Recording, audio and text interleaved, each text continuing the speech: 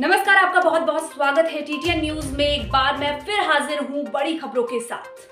प्रतिवर्ष की तरह इस वर्ष भी बड़ौदा बैंक द्वारा किसान मेले पखवाड़ा का 15 नवंबर से 30 नवंबर तक पूरे देश और प्रदेश में चलाया जा रहा। सोमवार को प्रदेश के 7 जिलों में चल रहे उक्त पखवाड़े के तहत लीलावती स्टेडियम कुशीनगर के परिसर में बड़ौदा किसान पखवाड़ा मेले का आयोजन बैंक ऑफ बड़ौदा द्वारा आयोजित किया गया, जिसमें विभिन्न प्रकार के स्टॉल लगे हुए थे तथा 20 किसानों को शॉल उड़ाकर सम्मानित भी किया गया और किसान credit card, golden card, cheque आदि मुख्य अतिथि और 85 अधिकारियों के द्वारा प्राप्त किया गया। कार्यक्रम के अंतर्गत मुख्य अतिथि बलबीर सिंह लूथरा और 85 सभी अधिकारियों का स्वागत फूल मालाओं के साथ किया गया। मेले का आयोजन भारत के कन्याकुमारी से लेकर कश्मीर तक किया जा रहा है, जिसके अंतर्गत सारे किसान भाइयों की सुविधाओं को ध्यान में रखते हुए उनके लिए विभिन्न प्रकार की सुविधाएं देने के लिए डिजिटल इंडिया के अंतर्गत मोबाइल नंबर आधार बहुत ज़रूरी है।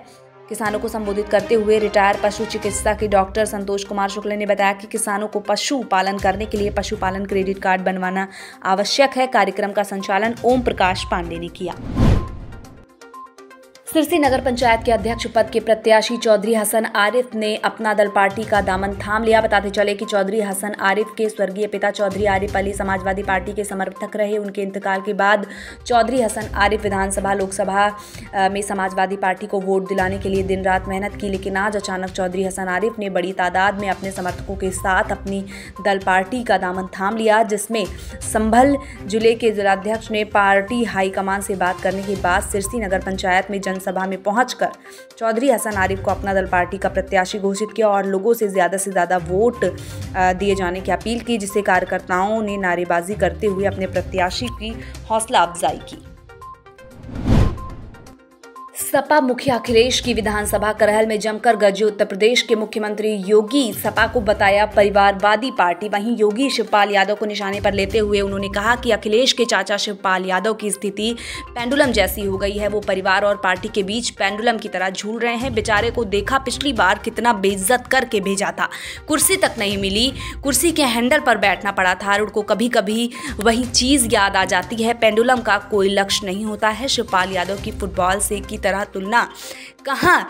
क्या आजकल एक अंतर्राष्ट्रीय स्तर पर फुटबॉल का टूर्नामेंट चल रहा है। फीफा का फुटबॉल की जब भी व्यक्ति घूमता है, एक की मारता है, दूसरी तरफ से मारता है। जब बेचारे की स्थिति नाचने की होती है तब लोग फुटबॉल बन गए हैं। फुटबॉल बनने से बचना होगा। योगी ने कहा कि मैनपुरी किसी परिवार की विरासत नहीं बन सकती। आप सभी भारतीय जनता पार्टी पर विश्वास करिए। ये नया उत्तर प्रदेश है जो कानून पर विश्वास रखता है। अपनी मित्र मंडली से जब फुर्सत हो तो आपका हाल चाल ले, उनको तो वहीं से फुर्सत नहीं होती होगी, इसलिए भाइयों बहनों आएंगे भी नहीं और उनकी स्थिति यही है, कभी नहीं आएंगे आपका हाल चाल लेने के लिए। संकट के समय आपके साथ खड़े नहीं हो सकते। वहां तो केवल और केवल आपको इमोशनल रूप से मैनपुरी को एक बार फिर बहकाने के लिए आ रहे हैं। लेकिन भाइयों बहनों, राजनीति इमोशनल विषय नहीं हो सकता।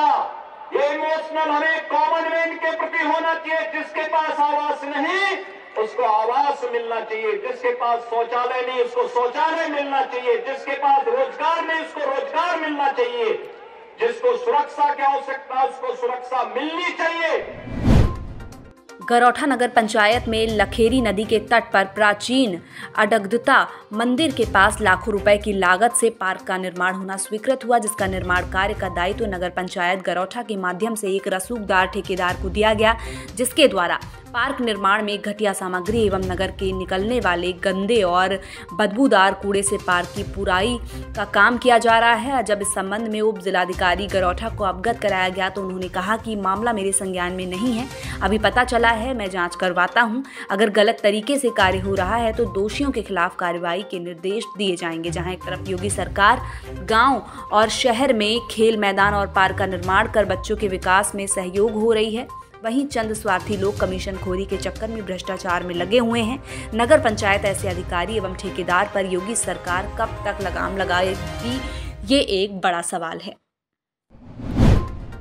फर्रुखाबाद के कलामगंज में आरपी डिग्री कॉलेज के मैदान में समाज कल्याण विभाग द्वारा आयोजित मुख्यमंत्री सामूहिक विवाह योजना कार्यक्रम का आयोजन किया गया, जिसमें फर्रुखाबाद के 7 ब्लॉक जनपद के सभी नगर पंचायतों तथा दोनों नगर पालिका से कराए शादी के लिए रजिस्ट्रेशन के उपरांत 197 जोड़ों का विवाह विधि विधान व मंत्र उच्चारण के साथ संपन्न हुआ।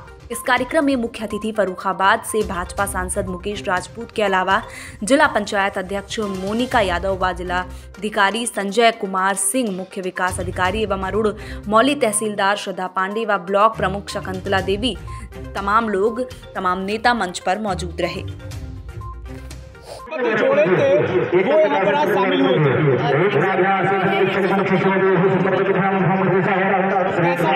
आपको महसूस हो रहा था कि सारे जोड़ों का धन्यवाद देंगे जो इसमें अच्छी योजना चलाई है, जिसमें इतने परिवार इनको शायद अपनी तरफ से नहीं कर सकते, व्यवस्था नहीं कर सकते, इतने भव्य तरीके से कार्यक्रम नहीं आयोजन कर सकते, तो सभी का यहाँ पर हो रहा है इतने अच्छे ढंग से।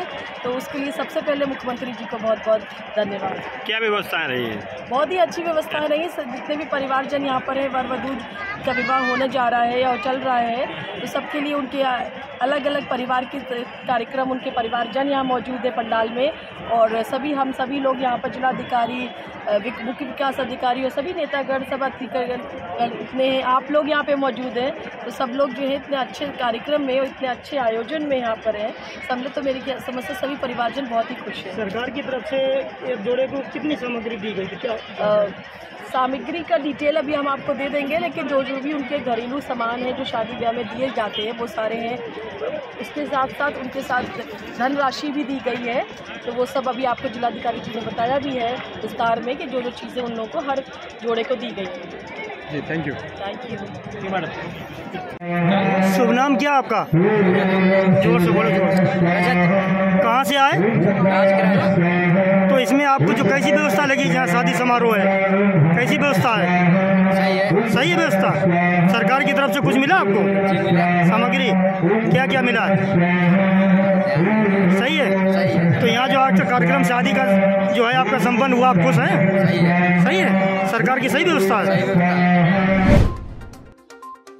एक और योगी सरकार कानून व्यवस्था को दुरुस्त रखते हुए लोगों की हिफाजत की कवायद में लगी हुई है, वहीं योगी सरकार की पुलिस लोगों पर लाठियां बरसा रही है। जी हां, यूपी के बदायूं में खाकी का बेरहम चेहरा फिर सामने आया।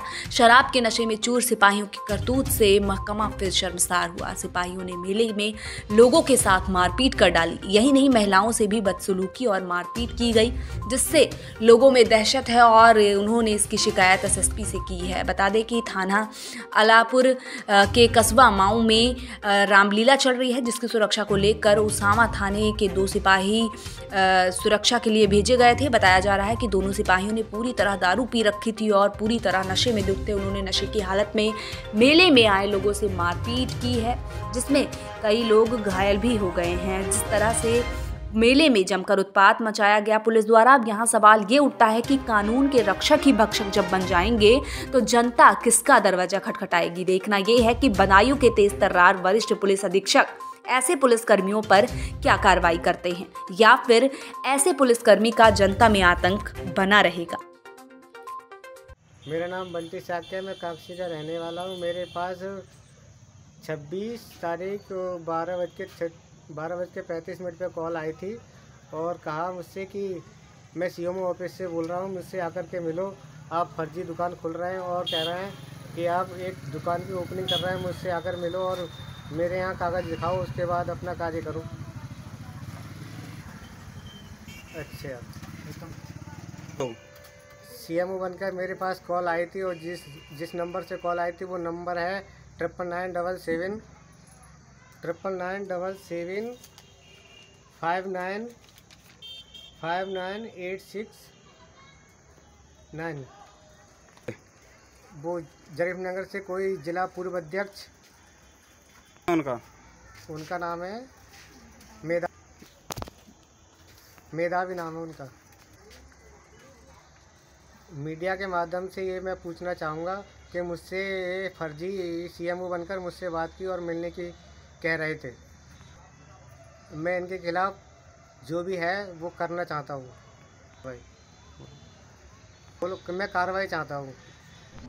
विद्युत करंट से 2 युवक जिंदा जल गए। जी हाँ, इस वक्त की बड़ी खबर सामने आ रही है कि विद्युत करंट से 2 युवक जिंदा जल गए। दरअसल बोइंग मशीन का पाइप 11,000 केवी लाइन के टच ड्राइवर खलासी की मौके पर मौत हो गई। कोटा जिले के सिमलिया थाना क्षेत्र में अल सुबह दर्दनाक हादसे में 2 लोगों की जिंदा जलने से मौत हो गई। दोनों बोरिंग मशीन की गाड़ी में बैठे हुए थे। गाड़ी को पीछे लेते समय बोरिंग मशीन का पाइप बिजली के तार से टच हो गया। खलासी ने नीचे उतरकर देखा तो अर्थिंग के चलते आग लग गई। उसे बचाने के चक्कर में ड्राइवर भी जल गया। दोनों की मौके पर मौत हो गई। सूचना पर पुलिस व एसडीएम दीगोद तहसीलदार मौके पर पहुंचे, हादसे की जानकारी ली। बता दें कि विवाहिता ने फांसी लगाकर आत्महत्या कर ली है। मायके वालों ने हत्या का आरोप लगाया है। आपको बता दें कि पिपरवार थाना क्षेत्र के किचटो पंचायत स्थित बन्हे गांव की 23 वर्षीय मोनिका देवी नामक विवाहिता युवती ने रविवार को अपने ससुराल बन्हे में घर के अंदर फांसी लगाकर आत्महत्या कर ली। मोनिका देवी की 1-2 वर्ष की बेटी है। जिस वक्त घटना घटी उस वक्त घर में कोई नहीं था। पति सुनील साव व्यापार को लेकर बुंडू गया हुआ था। ग्रामीणों एवं परिजनों के अनुसार पति पत्नी में अक्सर विवाद होता था। घटना की सूचना मिलते ही पिपरवार थाना प्रभारी सदल बल पहुंचकर मामले की तफ्तीश में जुटी। इधर मृतक के पिता तपेश्वर गुप्ता ने मृतक मोनिका देवी के सास एवं जेठानी पर प्रताड़ित करने का आरोप लगाते हुए पिपरवार थाना में बेटी की हत्या कर आत्महत्या का रूप देने को लेकर प्राथमिक दर्ज कराया है। थाना प्रभारी गोविंद कुमार ने कहा कि प्रथम दृष्टया मामला आत्महत्या प्रतीत होता है। पुलिस मामले की जांच कर रही है। बोकारो में प्रिंटिंग प्रेस संचालक पत्नी पुत्र भतीजे संग लापता। बता दें कि बोकारो के चास थाना क्षेत्र के शिव शक्ति कॉलोनी निवासी एक ही परिवार के 5 सदस्य बीते 6 दिनों से लापता हैं। सभी लोग पश्चिम बंगाल के मूल निवासी हैं, जो 6 दिन पूर्व अपने किसी रिश्तेदार के घर शादी समारोह में धनबाद गए थे, जिसके बाद किसी भी सदस्य का कहीं कुछ पता नहीं चलने पर रविवार को मेन रोड चास के रहने वाले परिचित बंगाल चंद्र मोदक ने दास पुलिस को लिखित आवेदन देते हुए सभी की खोजबीन करने की गुहार लगाई है, जिसमें आवेदक के मुताबिक लापता होने वाले सदस्यों में राजेश उर्फ राजू, उनकी पत्नी, उनका पुत्र, उनका छोटा पुत्र राजू व भतीजा शामिल हैं। इस संबंध में परिचित बागाल चंद्र मोदक ने कहा कि लापता परिवार का निजी घर पुराना बाजार चास में भी है, लेकिन वह पत्नी व बच्चों के साथ शिव शक्ति कॉलोनी में रंजीत कुमार के मकान में बीते 4.5 वर्षों से किराए पर रह रहे हैं। राजू प्रिंटिंग प्रेस में काम करता है, इसलिए किराए के मकान में भी अपना व्यवसाय चला रहे हैं। पुलिस के मुताबिक राजू की अंतिम बात 22 नवंबर को मकान मालिक कुसुम देवी से हुई थी। कुसुम के अनुसार वह 22 नवंबर के कुछ दिनों पूर्व अपनी छोटी बहन की बेटी की शादी में गए हुए थे, जिसके बाद से सभी लापता है। पुलिस मोबाइल लोकेशन तलाशने में उनकी जुटी हुई है। कल एक आवेदन मिला था हम लोग के यहाँ कि राजेश उर्फ राजू लासी शिव शक्ति नगर में यहाँ पर इसी किराए के मकान में कुसुम जी के यहाँ रहते थे। धनबाद गए थे। धनबाद से लौट के पूरा फैमिली 22 तारीख को यहाँ बोल के गए कि हम रांची बुंडू जा रहे हैं, लेकिन उसके बाद वो लोग वापस नहीं आए हैं। मोबाइल भी स्विच ऑफ आ रहा है। कई मामले सर इसमें सामने आ रहे हैं कि कुछ लेन देन के मामले हैं, कुछ बैंक के लोन थे। आपको क्या लगता है अभी प्रथम दृष्टया में क्या दिख रहा है? सर प्रथम अभी हम लोग हर बिंदु पर जांच कर रहे हैं। जांचोपरांत ही तकनीकी सहायता का भी सहायता ले रहे हैं। जांचोपरांत ही कुछ कहना बेहतर होगा। अभी जांच किया जा रहा है। एक बात कहा जा रहा है सर कि राजू लहा जो है उनका अपना समधी के घर से थोड़ा लफड़ा चल रहा है, कैसा किसी भी हुआ है? इस बिंदु पर भी जाँच कर रहे हैं। अभी जाँच करने के बाद ही कुछ बता आएगा सामने, लेकिन जल्द से जल्द उद्भेदन हो जाएगा। ब्रेक के बाद मैं फिर एक बार हाजिर हूँ बड़ी खबर के साथ। बता दें खबर जामपुर से है। जिले के सदर तहसील अंतर्गत बीर भानुपुर गांव स्थित शिव मंदिर में अखंड रामायण पाठ एवं भंडारे का आयोजन किया गया। इस दौरान बड़ी संख्या में शिव भक्तों ने इस कार्यक्रम में शिरकत की। सोमवार को हवन यज्ञ और भंडारे के साथ अखंड रामायण का पाठ संपन्न हुआ।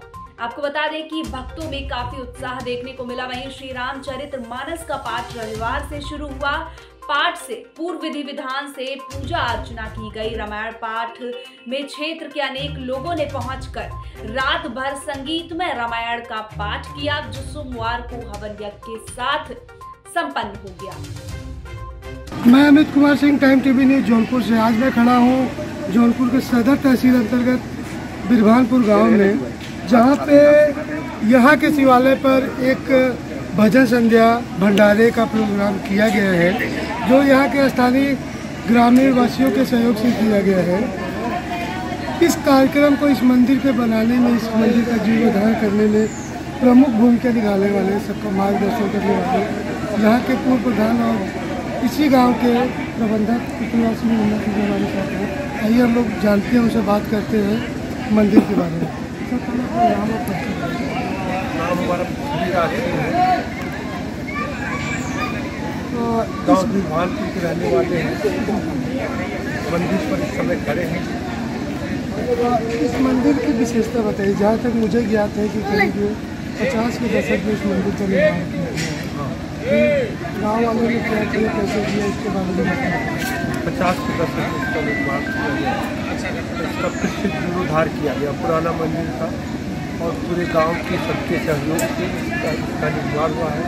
आज सबके सहयोग से यहाँ भंडारे का कार्यक्रम है। इसमें दूर दराज से लोग कम से कम 6-7 हज़ार 8 हज़ार आदमी व्यवस्था है भंडारे में, और सब अपना प्रसाद ग्रहण करें, यही व्यवस्था है। जैसा कि मुझे ज्ञात है कि इस मंदिर की पूजा जो है दुर्गा देवी माँ की महिलाएं करती पहले के समय, हम लोगों इसके बारे में बताइए। वो एक हम लोगों की बुजुर्ग थी, हमारे परिवार की थी, उनके हाथ से ये मंदिर बना था, बहुत पुराना, 50-55 साल पहले, और वो तो फिर से हम लोगों ने बनाया। उनके आशीर्वाद से ही सब कुछ हो रहा है, और सब उन्हीं का जो हमारे पिछले पूर्वज हैं, सबके आशीर्वाद से, उनके आशीर्वाद से सब हो रहा है। इसमें पूरे ग्रामीण वासियों का सहयोग रहा है, लेकिन कहीं कहीं हाँ, क्या कहें मैं गाइडलाइन सब, जैसे पहले हम लोग आपस में सब मिल के राय बात किए, बैठ के। गांव का पुराना मंदिर है, बुजुर्गों का बनाया हुआ है, और इसका जो है फिर से जीर्णोद्धार किया जाए, तो नया रूप दिया जाए। तो सबके राय से बैठक हुई, और बैठक में सब हमको जो है जिम्मेदारी दी कि भाई आप शुरू करिए काम, लोगों का सहयोग रहेगा। इस प्रकार से हम अपना एक अगुवाई जो होती है, प्रबंधीकरण माने सब प्रशासन का कार्य मैंने किया, सहयोग। वक्त हो चुका है एक छोटे से ब्रेक का। ब्रेक के बाद हम फिर हाजिर होंगे कुछ बड़ी खबरों के साथ। तब तक के लिए बने रहिए हमारे साथ और देखते रहिए TTN न्यूज। नमस्कार।